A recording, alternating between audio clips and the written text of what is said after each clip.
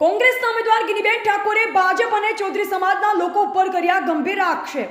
દાતાના ધરડા ગામની પ્રાથમિક શાળાના મતદાન મથક ઉપર સીઆરપીએફની ખોટી નંબર પ્લેટો લગાવી ચૌધરી સમાજના લોકો મતદાતાઓને ડરાવવાના પ્રયત્ન હોવાના ગિનીબેનના આક્ષેપ। સીઆરપીએફની પ્લેટ હાથમાં લઈ ગિનીબેને ગંભીર આક્ષેપ કરી વિડીયો કર્યો વાયરલ।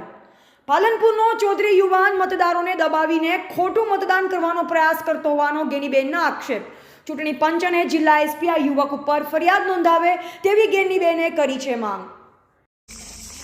ચાલો આજે આ ધરેડા પ્રાથમિક શાળામાં મતદાન મથકમાં મુલાકાત લેતા જે આ સીઆરપીએફ પોલીસની ખોટી રીતે પ્લેટો લગાવી અને આ ચૌધરી સમાજના યુવાનો એ લોકોને દબાવવા માટેના રોક કરવા માટેના પ્રયત્નો કરી રહ્યા છે ચાલુ મતદાને।